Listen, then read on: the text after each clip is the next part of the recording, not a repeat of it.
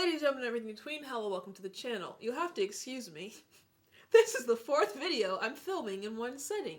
So I am a bit tired, so that's why you can see the bags, boy. I am working hard for you! Anyways, what do we got today? We got, what does the Queen's Guard actually do? Aside from protect the Queen, aside from patrol, what is their actual job? Do you actually have to go into training like how police officers over here, and I assume over in England and the UK, have to like go to school and get degrees and study up on laws and stuff? At least they should. I don't know if they actually do. But what are the qualifications to be a Queen's Guard? And then once you are a Queen's Guard, what do you do? We're going to find out in this video. If you're new here, subscribe. Oh, hold on. Don't look back in anger. Okay, we're back. Battery was about to die. Let's get into the video. Subscribe, like, do all that, and let's begin. Queen's Guard, what do you do? We're seeing. This video was made possible by Wix. I don't care, boy. Now, Queen Elizabeth II is the longest-serving British monarch and is the current longest-serving monarch in the world. Since she took the throne in 1952, much has changed in the UK. You could say the British people are not, on the whole, as enamored with the royal family as they were when she took the throne. The Queen outlived Betty White. It's wild. How's y'all's healthcare then? She's still kicking. It must be good. Shout out to the NHS. But despite polls in 2018 revealing that 2/3 of the British public were not interested in the royal wedding, it seems for the most part people are not interested in getting rid of their royals. Yeah, because I always say, what's the purpose of any monarch or any royal bloodline? I don't believe in royalty. But what is the purpose of them in the 21st century? Not just for England, but for all countries in the world. Like, I feel like everyone should have a democracy. And I get some comments every now and then that's like, I see both sides, I guess. Because it's like, they've been around for so long, they're still around. What's the point of, like, what's the extra effort to get rid of them? Because then you have to kind of change up your whole governing system, and how much power will then be put onto Parliament, and there's a lot that goes into it. There's also people who say, oh, they're a tourist attraction. I've been to England. I stayed for like 3 months. I went to Buckingham Palace once. Out of 3 months of being in England, I went to Buckingham Palace once. And it wasn't to see the Queen, it was just to see the gold arches in the building. So I don't really know what y'all mean by the monarchy brings in traveling or boosts revenue or whatever. I don't see it that way at all. In fact, I don't really know anyone who says, let's go to London to see the Queen. Anyway. We can only find one instance when someone planned to take out the Queen. Huh? And that was only revealed years later, when declassified spy papers told us a New Zealand teenager had planned to do just that in 1981. Freaking wild. So what do the Queen's Guard do with themselves all day? Welcome to this episode of the Infographic Show. What would the Queen's Guard or y'all's police have done if the New Zealand boy got into, where does she live? I think it's like Winchester Castle or something like that. If someone really got that close to the Queen to be, able to do anything, even touch her silver hairs, what would the protocol be? Kill them? Or take them into custody? I'm telling you over here, it's boop, boop, boop. What does the Queen's Guard actually do? If you saw our show titled How Much Protection Does the Royal Family Get?, you'll know that the royal family has around-the-clock protection, and that comes in many forms. We're not just talking about the main royals that we all know, but the many other members of this family. For real? That's a lot of money, because, over here, the Secret Service, there was, like, people were complaining whenever Trump was president or whatever, and his administration had, like, his family friends and, like, making the Secret Service use the restroom at opposite toilets and stuff, not within the house, but, like, having them protect a bunch of people who technically they weren't supposed to be protecting. So who's paying for all this? The taxpayers? Or y'all just got it like that and you've got extra funds to throw around? It must be nice when your whole financial budget isn't to your military. I digress.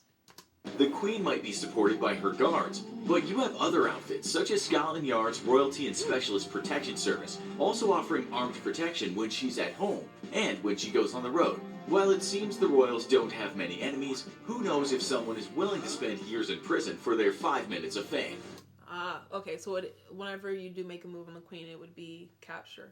But also I feel like no one's gonna attack England, or no one would come after y'all because you have so many allies, one being us Americans.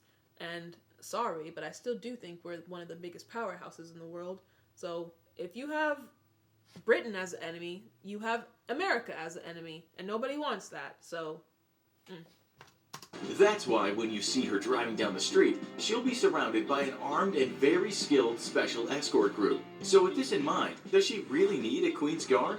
First, well, yeah, it's another thing, like, do we really need the Queen? Yes and no.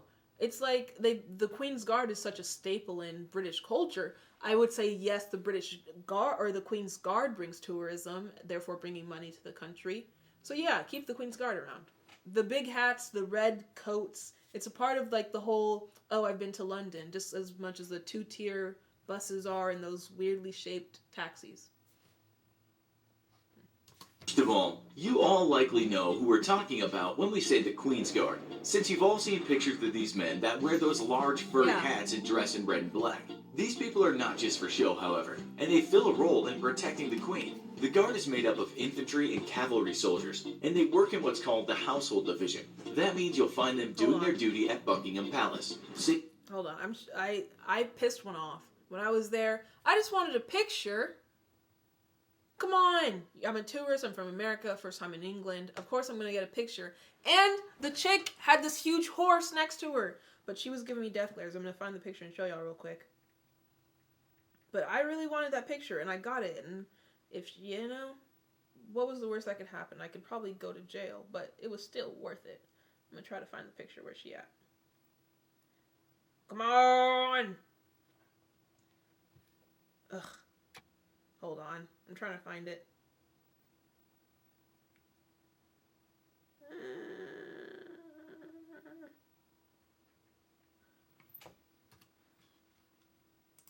I'll come back when I find it. Okay, I found the freaking picture. And maybe she was just tired of sitting on that horse. Maybe she needed a different saddle. But first of all, oh, what the heck? Bitch!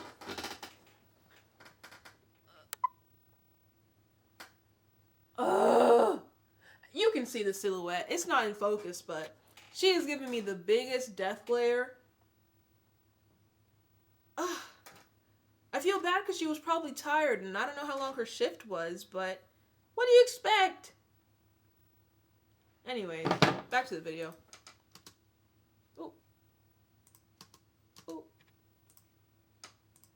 St. James Palace, Windsor Castle, and some other places. One source tells us that the Queen spends most of her time at Buckingham Palace, although she goes to Windsor Castle on most weekends, visits Balmoral Castle in Scotland for long periods of time, and for Christmas often visits Sandringham House in Norfolk.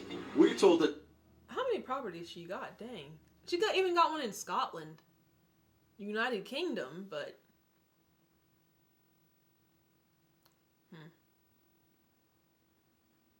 I was about to make a comment. I was wondering, like, okay, so do the Scottish people have their own governing system? Or, like, government? Like, all 4 countries are ruled by the Queen, but does each individual country manage themselves? I don't really understand, again, monarchs and all that stuff. Democracy. That the Queen's Guard is mainly split into 2 parts, and those 2 parts will be posted either at Buckingham Palace or St. James Palace. When the Queen is staying at Buckingham Palace, there are usually 3 officers working there as well as 40 other ranks. There will also be 4 sentries at the palace. They work night and day, sometimes staying in one spot, while others will walk around the grounds. That has to be tiring on the freaking body. Like, as a nurse, you work usually 12-hour shifts, and those go by quickly because it's like you have your whole routine, you know when you need a chart, you know when you need to go see your patients, blah, blah, blah, blah. But literally, as a Queen's Guard, you're mainly just standing there or walking back and forth on the same route for hours. What discounts do y'all get, like shoe stores? Or do you get free chiropractic visits? You have free healthcare, so I'd assume so. But like that has to be taxing on the body to be a Queen's Guard. The Foot Guards might be part of the Grenadier Guards, the Scots Guards, the Irish Guards, the Welsh Guards, or the Coldstream Guards. Okay, it's cool how you have guards from all 4 countries within the United Kingdom. Scottish, Irish, Welsh, all protecting the Queen. Different way of life, but that's interesting. Or the Coldstream Guards. If you visit Buckingham Palace at the right time, you might actually see the changing of the guard. Okay, so now we should ask if these guys ever have any trouble. In the past, the guards did have a few run-ins with a disgruntled public, but for the most part in modern times, they haven't really been tested. Perhaps the biggest case, and some blushes for the guards, was when a man called Michael Fagan managed to get past them in 1982, and believe it or not, get into the Queen's bedroom. This was a huge thing back in the day. Some sources, maybe not that reliable, say that Fagan only did it because he had been in the pub with his friends, and he had bet them £5 that he could get into the Queen's bedroom. You risk your freedom for $5? Why would you even want to, like, that's a kind of a dumb dare. Why would you even want to go there? You could die. D-word? Literally, you can go to prison. It's not worth it. For $5. He managed to scale a wall, climb up a drain pipe, and then it said by sheer luck, he ended up on the balcony outside the right bedroom. There are, after all, many bedrooms in Buckingham Palace. Stories differ as to what happened next, with some reports saying the Queen was startled and Fagan said to her, "Relax, sister, you don't have to worry, I'm Irish." We doubt the veracity of the source, though. Other reports say he just left the room and was subsequently apprehended by police, who probably should have been on the scene sooner. He was not charged for trespassing, but for stealing some royal wine. Very British to be worried about the alcohol. But that's like, you get into the chambers of the Queen of multiple countries, and all you get is a slap on the wrist? Life is different for y'all. Easy mode. In the end, he was sent to a psychiatric hospital. Oh. There you go. After hearing this, you might be wondering when the Queen's Guard were, but the Queen's Guards were already beaten as they remained outside the palace. The fault was theirs, but also the police officer that was supposed to be guarding the room. The sentry job sounds kind of boring, as they just stand there for long periods of time. I didn't even consider this. Now I know you'll have like those, I don't know if it's wolf or bear, but the hat is like lined in like actual animal fur, and then you'll have those wool coats for the colder temperatures. But still, shout out to the Queen's Guard. Rain, snow, not that you'll always anytime get heat, but if it was hot outside. And then if you faint from heat exhaustion, you have to faint to attention. We're told that they have the order: you may not eat, sleep, smoke, stand easy, sit, or lie down during your tour of duty. So why do people actually sign up for this? Because it seems more like a liability. Is it just like, we're very patriotic over here. I want to serve, not me personally. I wouldn't join the military, but there are people here who are like, I want to serve this country. I want to, blah, blah, blah, America, America, America. Is it the same thing for the people who want to join the Queen's Guard? I want to protect my queen. I want to wear that red jacket and that big old thing on my head. Because otherwise, what's the allure? Unless you're making like 6 figures and you have good health insurance, I don't get it. 2-hour period every 10 minutes, they will pace back and forth where they are stationed. This can be amusing for tourists, as the sentries look so serious. Tourists in the past have gotten in the way of the sentry, and if stand that clear happens, of the he would Queen's shout, Guard! "Make way for the Queen's Guard!" Yeah. He might also shout, "Stand back from the Queen's Guard!" And if that isn't heeded, then he's Marched forced to over, point his rifle at you. Unfortunately, some members of the public, mostly tourists, still get in these guards' way. And I actually want to react to some of those videos because I think it's kind of funny. Because, you really think you're that important, as a tourist, to be in the way of, the official functionings of the palace and just, England? I want to get a selfie with the big bear hat guy. Idiot, move. And so their posts have largely been removed from where they could be interfered with. In an interview, one guard said that being tormented by tourists was starting to take its toll, and he was glad their posts were now in a place where the public couldn't get too close. It's kind of like zoo animals. They're traumatized from people and those snotty-nosed kids. He told Stars and Stripes in the US, "It's about time. We've had enough of that lot. They'd stick pins in you, some of them." Another guard said that it was fine that people wanted photos and even got up close, but he said some tourists would throw banana skins in their path, while others would stick oranges in their bayonets or pull their bearskin busby hats. That's annoying. That same guard said this, which doesn't sound all that bad. Women sometimes wanted to come up and try to hold hands. Lots of women slip things into our pocket when we're wearing greatcoats. Things like addresses and telephone numbers. The Australian media said in 2018, people must be aware that while guards may seem unshakable, if someone really does something to they can get fired. It's not worth it, making them laugh or smile or anything. Annoy them, or become too much of a nuisance, they will react. Still, one guardsman said most of the time their weapons are not loaded. You only carry live rounds if there's a high threat level that someone will attack, he said. But if they're already on the grounds ready to attack, how are you supposed to stop them? You stay ready so you don't have to get ready. At least that's the mentality we got over here. Because just like, where were y'all at when that guy got into the bedroom of the queen? You weren't nowhere. You didn't even know what was going on. Their weapon should at least be loaded. Like, because then it's just like, what's the point of having it? There's no intimidation factor. Like, it's there to keep people back and like, don't mess with me, don't come over here. But if you know it's not even loaded, then it's kind of like you have a toy gun. But I've never carried any. According to him, they must look serious at all times. If they're caught laughing or even chatting with a tourist, he said they're liable to be fined around $355. You're allowed to get them away by shouting warnings at them, the guard said. If they fail to move or start to act aggressively, we present our bayonets to remind them that we can do more harm than them. What's life like outside? Like, when you clock out, I don't know how y'all's work system works over in England. But like over here, you clock in, do your work, then you clock out, go home. What is the Queen's Guard's life like outside of work? Like, because you have to be serious, you can't smile, you have to stand all day. So would your personality eventually just become that?